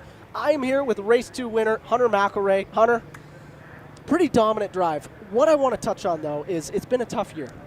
How you've come back. Like, describe to me the comeback of Hunter Mcelray. A low point being Road America, Pabst home race. it was tough. But to come back here and win, honestly, huge props. Thanks, man. I mean, it's been a weird year, I think. It started off strong, obviously, winning races and being on pole at the start of the year, and then middle part of the year has been extremely tough. You know, I could write a book on bad luck and the amount of stuff outside of the control that's just kept keeping us from showing probably where we should be. But, you know, you just can't bring that with you forward. So I've learned a lot this year just about, you know, dealing with the highs and lows. And I think the thing that I'm probably most happy about is, you know, Road America was like a week ago almost. So we had like a week in between. So it wasn't much time to like get over it or whatever you want to call it. But the biggest thing is I just had to reset and come again. And, you know, to put it on pole and kind of dominate like that, I'm pretty happy. So I got a lot of good points back. I mean, Rasmussen has a huge lead, which is obviously not ideal. But I think to everyone else, you know, I don't see any reason why we can keep doing this for the rest of the year. And, you know, the bad luck's out the way. So if I can just keep doing this the rest of the year, I'll just let that handle itself for the point situation. So I'm happy. Well, and as a driver that's been in your position before, even if the championship maybe is off the table, I don't want to say it is, but to just go out and get the win, to get the momentum back, you know, it's got to give confidence to you and that Paps team. For sure, man. I mean, it's something that definitely was well timed, and you know, sometimes you go through a little bit of a tough period, the win feels extra sweet. So that's definitely the case right now. No, that is awesome.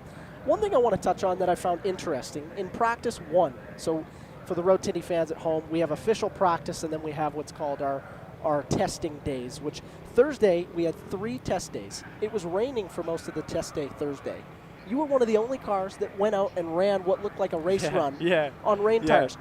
And I found it really interesting. It's funny, looking at all the other drivers, they parked it, they said, we're not going out. You just went out, ran consistent laps, got comfortable. Do you think that helped the momentum this weekend? The reason for that actually was there was an issue that we found that we were just trying to clarify that was fixed from the Road America, which was the reason for the results there. But that kind of was the main point. To be honest, maybe I probably wouldn't have cut laps, but at that point it was like we had an old set of wets, and Tony's is like, let's just go out. My engineer Tony's is like, let's just go out and get everything where we needed and make sure that we're set. And yeah, you know, I felt pretty early on that it was fixed, and then once I felt that out, I was like, I may as well cut some laps. And, it was good. I mean, I don't think really that was the reason that I won this weekend, but I think, you know, looking back on it, it was kind of nice. I mean, rather than sitting in pit lane bored, I just got to cut laps and burn up a set of wets. So I was just having fun driving, which is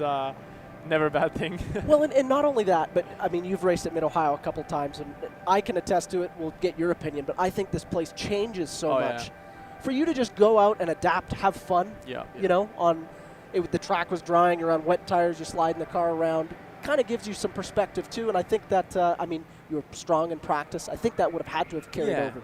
I mean, I think here, like you said, with the changing track condition, it was crazy, like, because it would rain overnight, so the track would kind of reset again. Right. And we didn't touch the car from test 1 where we went, or test 2 where we went P1 to, like, it was kind of just like, I think the track's going to come to us. And, you know, throughout the weekend, that actually kind of got stronger. I feel like we got stronger throughout the weekend with the more the rubber came in. And it was a big thing, was especially tracks like this, is managing that.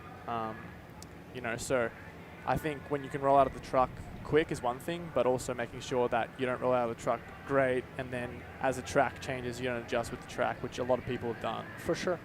So, yeah, no, it was good. Obviously, I'm just so happy and proud of the team for the effort they put in, from literally rock bottom to coming back and dominating here. It's a testament to everyone for their hard work.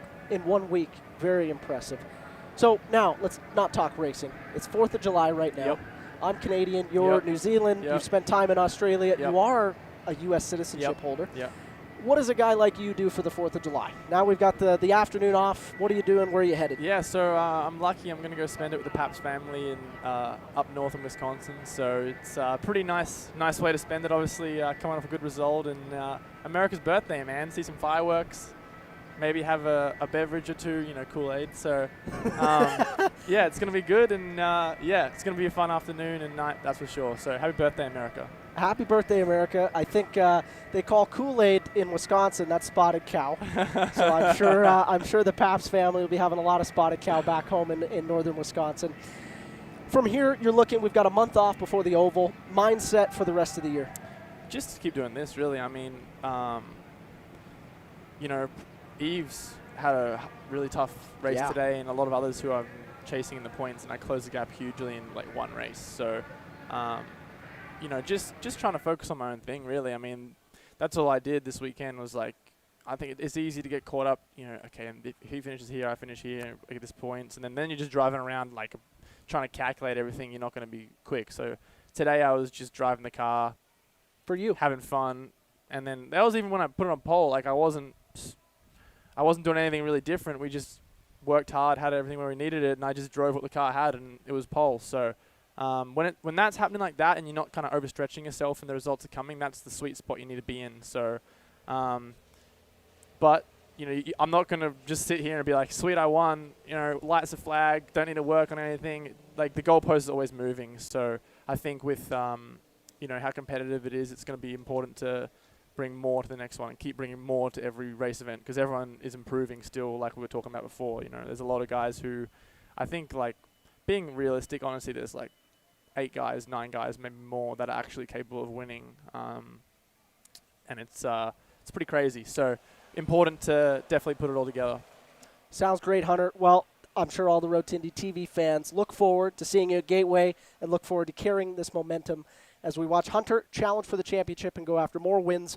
Road to Indy fans, do not go away anywhere. We got all the winners coming up from the 4th of July Road to Indy races. So don't go away anywhere. Quick commercial break, and we'll have more winners up next.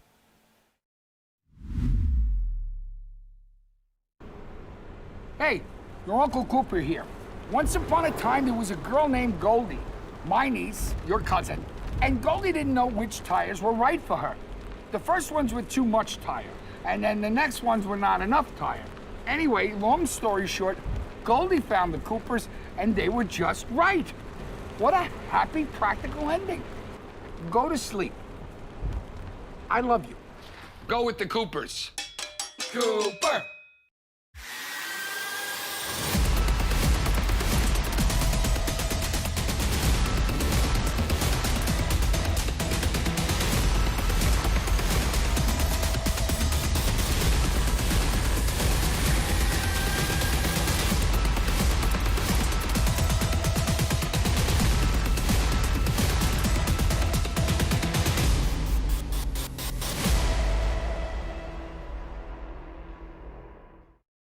Karting and motorsport enthusiasts, Lucas Oil School of Racing is America's #1 Formula Car race school. Enjoy modern paddle shifters, pit speed limiter, and onboard video along with integrated data systems. Get started today with our 2-day basic or advanced course. Lucas Oil School of Racing is the official school of the Road to Indy. We can also qualify you for your SCCA license. Get started today by visiting us at www.lucasraceschool.com.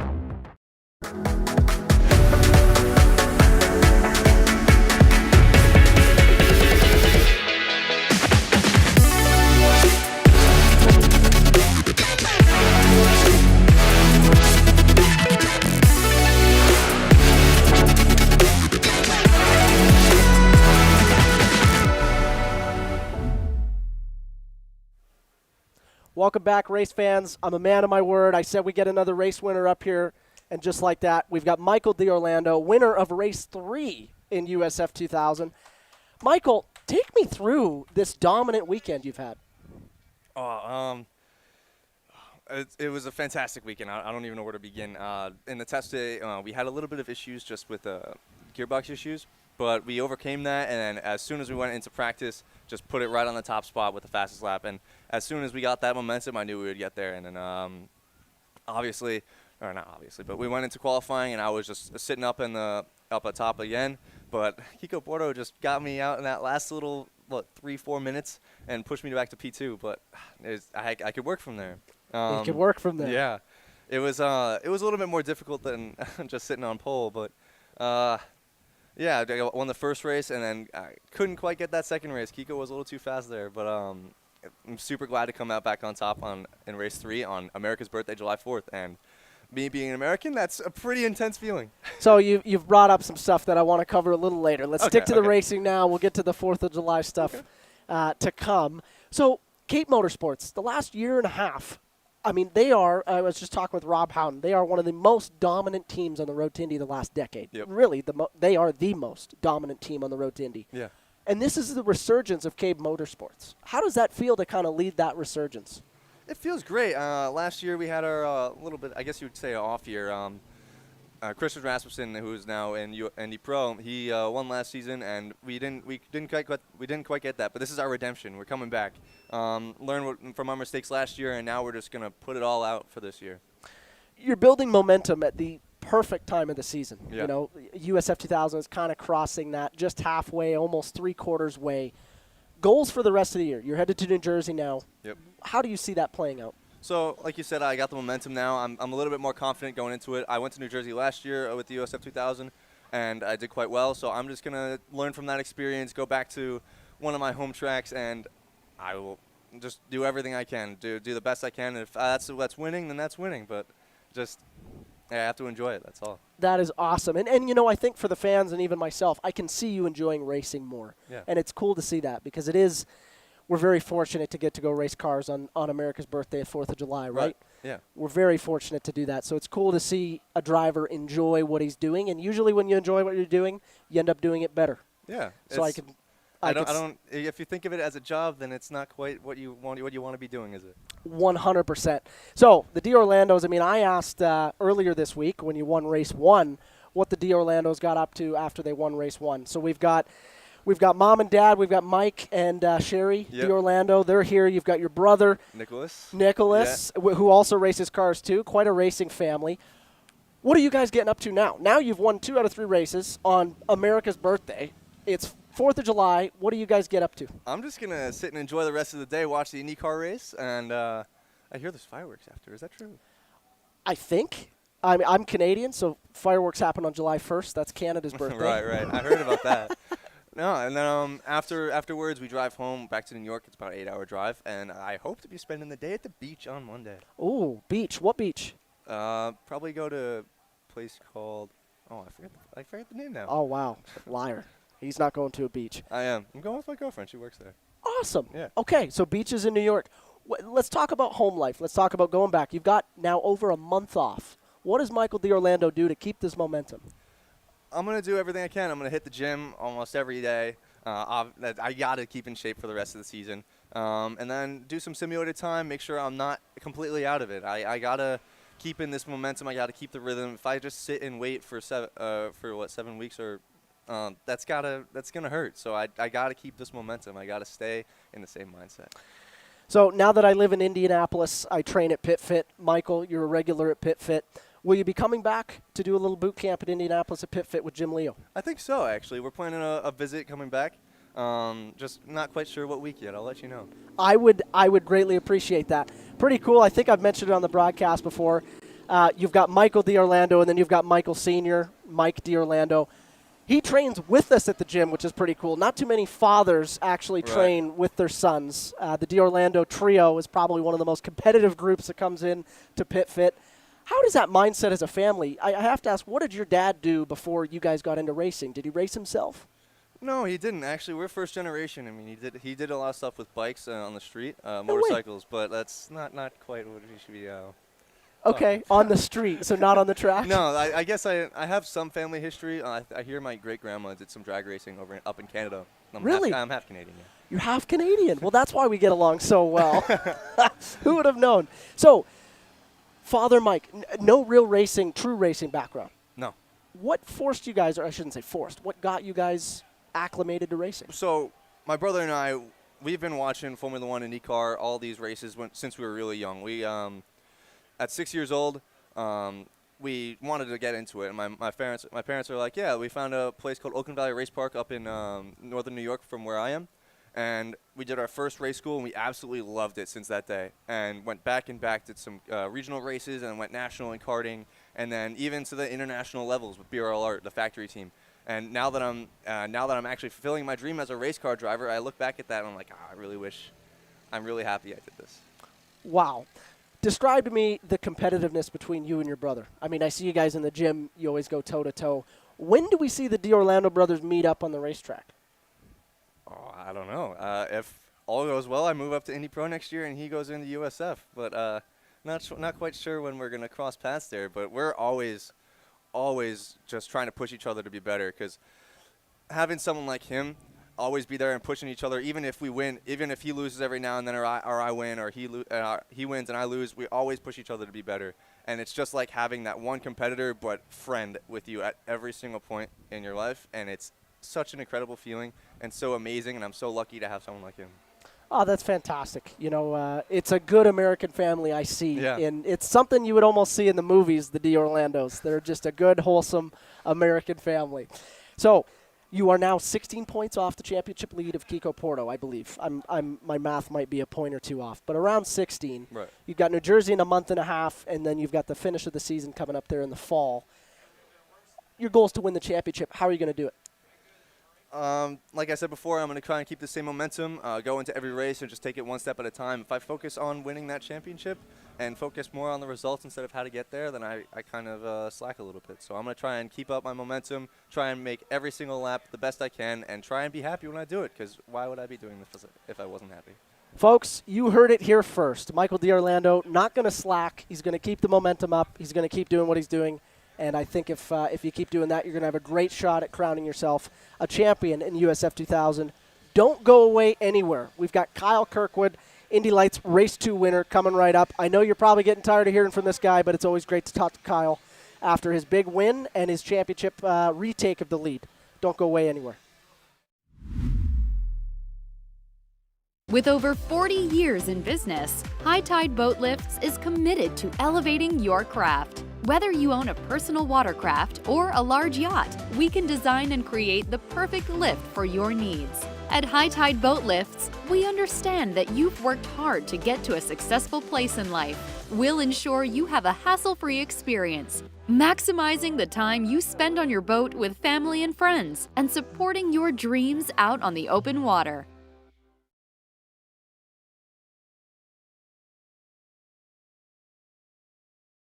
Your uncle, I want you to know that on the road to life, there will be rough spots, and they will chew up your tires. I recently took a road trip to Greensville to attend a chili cook-off. Rough roads all the way down. I drove there on these Cooper Discoverer and Duramax tires. You know, they're made with the durability of off-road tires, but for on-road driving. Without them, we might never know the winning bean-to-meat ratio of a good chili. And those are the things in life, my friend, worth driving towards. So go with the Coopers. Cooper! I'm hungry now.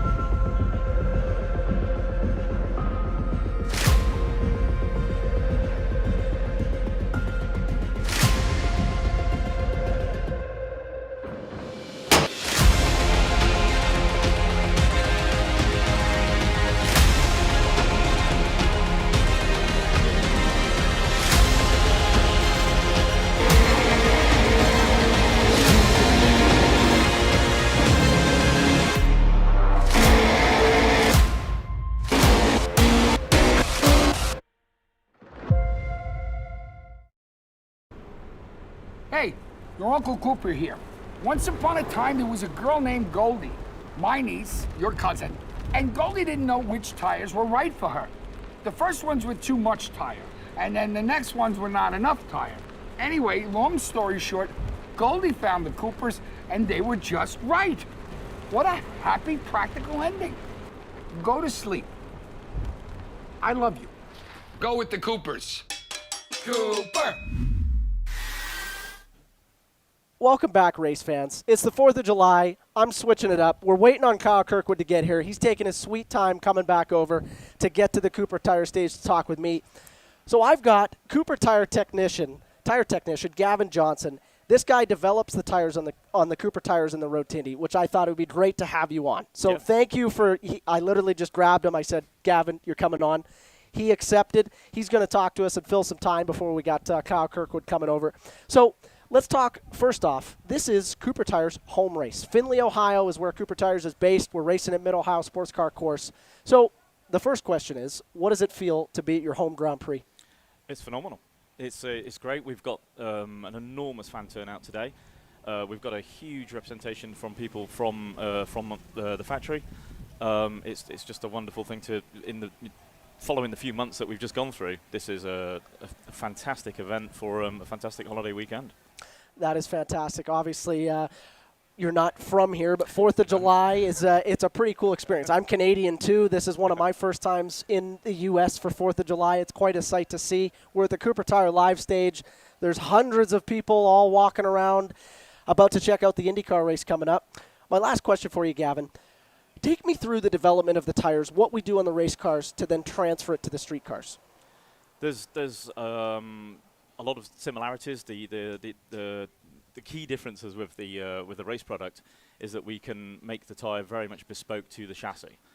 So we can work with the chassis development engineers at the clean sheet of paper stage, and we can assess the performance characteristics that we're going to need. We can look at the durability that's going to be required, and we can absolutely tailor the product to provide all of the surrounding elements that the drivers are going to be able to lean on and develop their craft.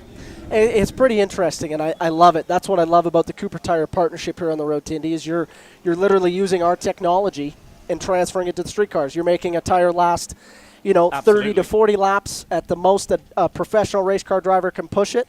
And then you've got the street tires that have to last, hundreds of thousands of miles. Absolutely, but we can take all of the lessons that we learn on the track, and we can extrapolate that and again fit that into the fit for purpose products that are so well respected. That is fantastic. Gavin, thanks for filling time with us. It's Kyle Kirkwood's fault. He's late. We'll blame that on him. Thank you very much for coming on the show. Thank you. Thank you for having me. Don't go away anywhere, folks. We got Kyle Kirkwood coming up. Karting and motorsport enthusiasts, Lucas Oil School of Racing is America's #1 Formula Car race school. Enjoy modern paddle shifters, pit speed limiter, and onboard video along with integrated data systems. Get started today with our 2-day basic or advanced course. Lucas Oil School of Racing is the official school of the Road to Indy. We can also qualify you for your SCCA license. Get started today by visiting us at www.lucasraceschool.com.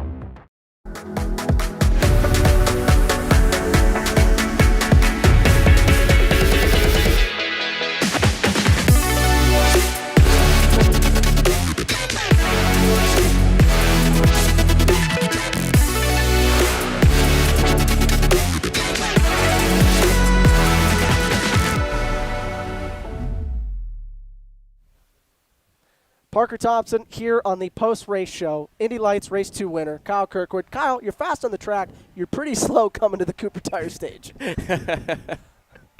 Yeah, man, that was a good race. Daniel starting out front. Man, it's so tough to lead this race. I don't know what it is, but it's like the Firestone rubber doesn't really mix with the Cooper tires initially, and we start ripping up all their rubber, and he made a little mistake through two, and I'm like, man, I can capitalize on this. Use push to pass.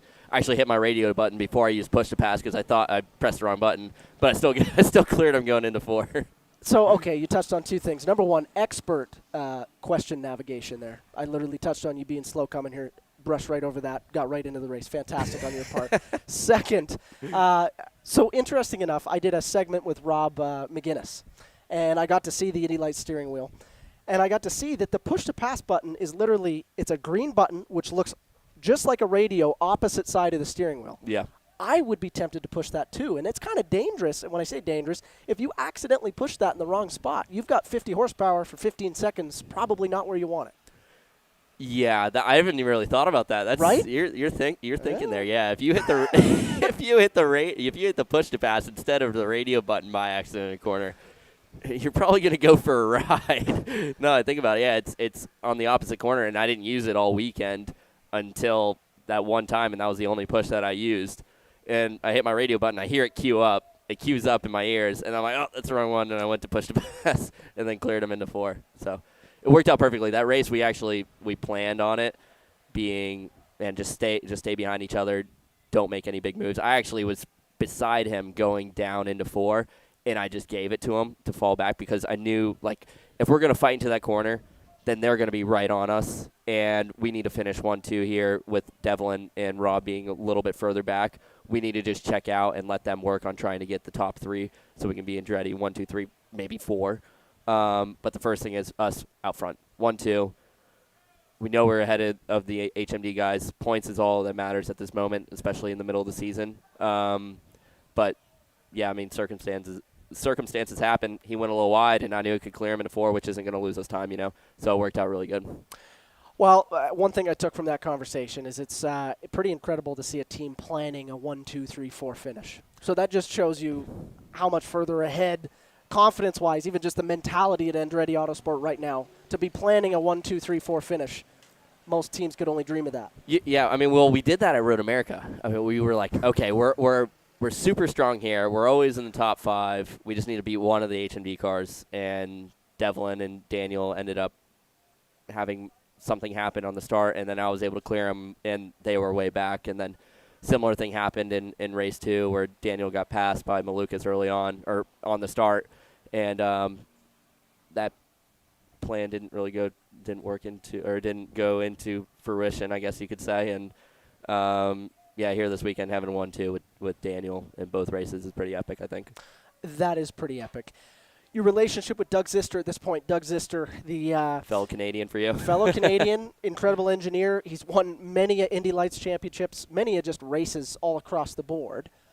How's that relationship formed through this year? I mean, we talked about it yesterday, kind of a slow start, the Kyle Kirkwood standard of not blowing everybody's doors off too quick, and then getting the momentum by the summer swing, and then giving nobody hope. Yeah, I mean, I said this in the press conference. Everyone brings it up. Oh, it started off slow, then you start just killing everyone, it seems to be. And I'm like, man, it's not the way I want it to be. I want to start off strong and then keep it going. But, yeah, we always start off with our heads down and having to pick it back up for the rest of the year. And it seems to be happening now. And to your point with Doug has been in Indy Lights for years. I mean, he was with Schmidt before he came over. Or he was with Andretti, then Schmidt, then back to Andretti. And is the backbone of the engineering side of Andretti. And he's meant to be an IndyCar, but I think he just really enjoys Indy Lights, and for a good reason. Seeing all the good drivers come through. He had Oliver, he had Colton, he had Newgarden a bunch of years back. So he's incredible. I mean, our relationship's great. He's very calm on the radio. He doesn't get upset, doesn't get too excited. I mean, when you see a smile on his face, you know things are going pretty well. He's just very monotone. But I couldn't ask for a better engineer than him. That is fantastic. Last question for you, Kyle, before you go enjoy the 4th of July like any good American. What does Kyle Kirkwood get up to? Where are you headed for 4th of July? We've got now an afternoon for you to get to anywhere, any place you need to be to go celebrate. Obviously, you're coming off of a weekend sweep. What does Kyle Kirkwood do? Well, I've actually I'm going to be on pit lane in a little bit, I think, for a radio interview, IndyCar Radio. But I told him I can only stay till about 12:40 because I got to be on the road to take my grandmother to the airport just afterwards. Grandma Gigi. Yeah, Gigi. I got to take her to the airport. I had to pick her up at midnight on Thursday night, and I got to drop her off in the middle of the IndyCar race. So, jeez, we got to get Grandma Gigi a travel agent. So I know. We can align some travel. She has one, but she likes to make me do it for her. Oh, perfect. I like it. So, and then I'm going to go to Indianapolis, and then not sure what the next few weeks are going to be. We actually get a little bit of a break. I've been at a racetrack every single weekend since the 500, so maybe have a weekend home, but I might go to the Formula E race next weekend to support Andretti on that. So, and then maybe Lime Rock to go watch Lexus and Vassar Sullivan hopefully win that race. So I'm not sure. I might end up at 2 more racetracks in those 2 weekends. It's a tough life if you're Kyle Kirkwood. Only thing I ask, if you want more interviews like this, you got to get me on your boat. You got to take me fishing. I don't have a boat anymore. I built up a boat, and I haven't had a boat for like 2 years now. So you sold it? Yeah. Oh. Yeah. Well, get me on a boat in Florida. You're from Jupiter. You can figure it out. Probably can. Well, everybody, Road to Indy TV fans, if you're international, this message probably isn't for you. But if you're American and you love the Road to Indy TV, we love you. Happy 4th of July, American Independence Day. We couldn't think of a better way to celebrate it than a Road to Indy race weekend. Triple header for USF 2000, and then we had 2 races in Indy Pro, and 2 exciting races watching this guy win Indy Lights. Everybody, thank you. Happy 4th of July. We are signing off.